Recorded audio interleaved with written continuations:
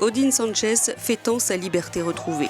Il y a quelques jours, l'ancien député a été relâché par l'ELN, l'armée de libération nationale. C'était l'un des derniers otages que détenait la rébellion colombienne. En tout cas pour le président Juan Manuel Santos, sa libération représentait la condition sine qua non au démarrage de négociations de paix. Alors que les pourparlers ont débuté, Santos maintient la pression sur l'ELN. Dans ce tweet hier, il lui a lancé un appel en disant « Le pays espère que l'ELN en a fini avec l'injustifiable pratique de l'enlèvement ». Car l'ELN se distingue des autres mouvements rebelles précisément par la pratique des enlèvements contre rançon. Elle n'a pas cessé d'y recourir pour se financer.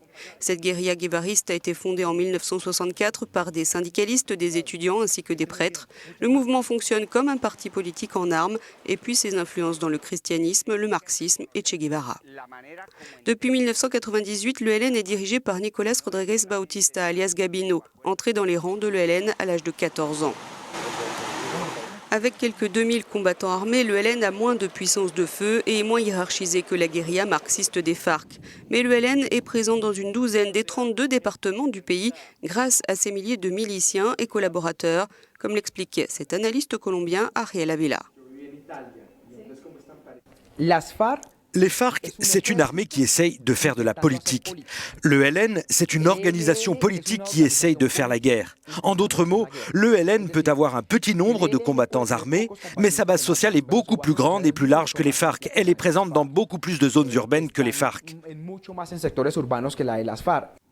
En 52 ans, selon les chiffres du gouvernement colombien, le conflit avec les guérillas a fait 8 millions de victimes.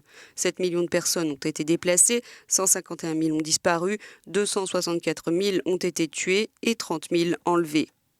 L'objectif du président colombien est de parvenir à une paix complète. Un accord avec l'ELN en serait la dernière étape. En novembre dernier, le gouvernement était déjà parvenu à une entente avec les FARC.